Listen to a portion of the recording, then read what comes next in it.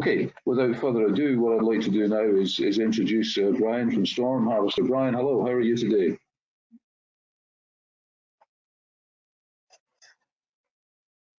I am not quite hearing you yet, Brian.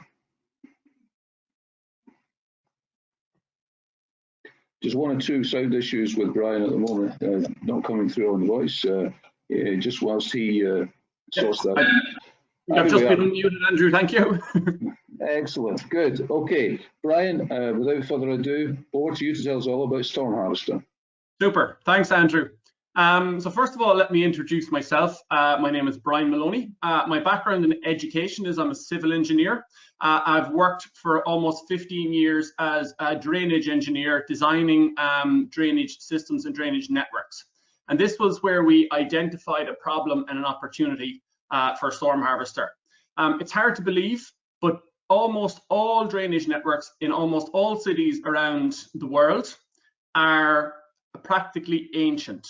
But the cities above ground have changed considerably.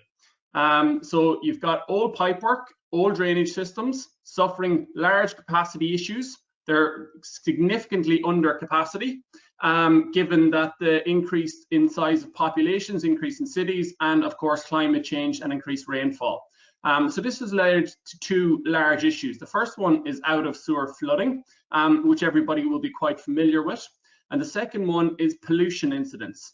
Basically, sewer networks are designed so that before they reach capacity and overflow back up through your toilet or into your house, they actually overflow into a nearby watercourse. There'll be a pipe which will discharge them out to a nearby watercourse. And this isn't a rare event. This happens all the time. All it takes is a couple of millimeters of rain, and you get all over the developed world practically sewers discharging straight out to watercourses. Last year in England and Wales alone, there was 140,000 separate incidents of this. And if you added up the entire time these sewers, basically raw pollution going into our watercourses, it was about 1 million hours last year in Wales and England alone. This is no longer acceptable to water utilities. The governments are starting to clamp down on it, and environmental agencies are increasing fines. And you can see there Southern Water received some pretty hefty fines in this line last year. Thames Water the same, and governments all over the world are now implementing similar fines around this. Stormharvester works to solve these problems. It's hard to believe that none of these drainage networks have any sort of advanced technologies. Basically, they're installed as they were 100 or 150 years ago. Stormharvester changes this by linking these drainage networks to a predictive machine learning based platform. We can predict exactly where these problems are going to happen. And once we know where the problems are going to happen, then we can take action to optimize the network and improve the network performance. So basically, by making predictions in the network using machine learning and weather forecast information, we can predict the problems exactly, and then we can preempt and take action to reduce them. So we've deployed this solution in two different areas. We can do it in an individual part of a drainage network, on an individual tank or an individual site, or we can do it across a larger network. Across the larger network would be with a water utility. So essentially, if you think of Stormharvester like how a traffic lights manage the flow of vehicles through a city, that's what Stormharvester are doing across drainage networks at an individual point or across a full network. So first of all, I'd like to quickly speak a little bit and give you a little bit more detail about how we're doing this on an individual site. And then second, I'll speak about how we do it across a full network. So basically, drainage networks are made up of lots of individual tanks. When we brought this product and developed this product and started to bring it to market, the perfect partners for us were these tank suppliers. So first of all, we partnered with 2 individual tank providers in the UK.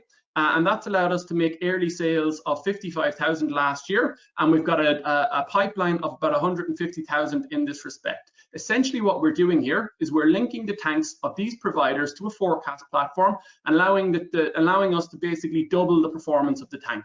It holds back water at the right time, it releases water at the right time. It's no longer just a dumb bit of infrastructure, it's now smart and connected and predicting. This was really good and really exciting, and we actually got noticed by the biggest player in our industry across Europe, a company called Waven.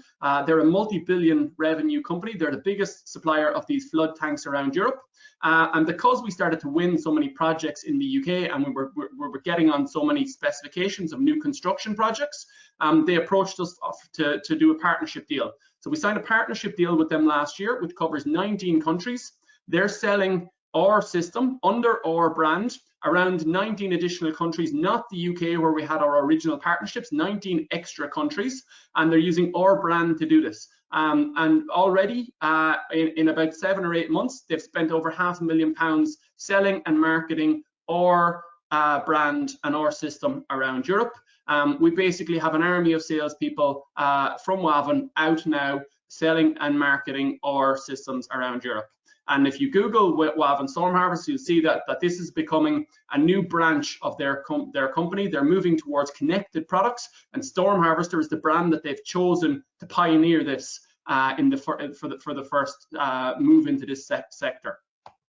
Hopefully that gives an overview on the individual tank. Now let me quickly explain a little bit about how we work across a full network. So basically, we picked our initial deployment partner, Northumbrian Water, the water utility that manages the sewer networks in the north of England. And we started to run trials and pilots with Northumbrian Water in their network in Newcastle upon Tyne in the north of England. By linking their sewers to our predictive platform, we were able to predict 96% of their pollution incidents, and we were able to demonstrate a 30% reduction on their pollution incidents across their network. Following that, we've agreed paid pilots with Wessex Water and Northern Ireland Water as a follow-on to our initial trials with Northumbrian Water. We've also agreed trials with Berlin Water, Grupo Cap, who are the water utility of Milan, and Aquafen, who are the water utility of Belgium. In addition to this, we're looking at signing, we're in negotiations on partnership deals with some of the major players in the industry who already have these water companies as their clients. Particularly exciting for us is Aquatic Informatics. These are mostly based in North America and Canada, and through them we've agreed a partnership, or we're in the process of agreeing a partnership, and we're running trials with the sewer company of Miami, the sewer company of St. Louis, and the sewer company of Vancouver, also in Canada. So we're just starting those trials and those pilots. The market size for what we're doing is about 6 billion, and the margins that we're operating on are between 50 and 70%. This is a really early, really emerging sector. We have some competitors, but they're all pretty early stage. It's hard to believe, but practically no drainage networks in the world have any link to prediction or to forecast information. Any companies that are working on this are using simulated hydraulic modeling, whereas we're using machine learning, which allows us to make quicker predictions, and our predictions are significantly more accurate, and we can prove that through the work that we're doing. We've already lodged 1 patent in this area. We're working on a 2nd patent. We've got very tight IP clauses with any of our partnership deals, and there's also significant proprietary algorithms that we've developed over the last number of years, which we will be holding as trade secrets for our prediction systems. We've got an award-winning team.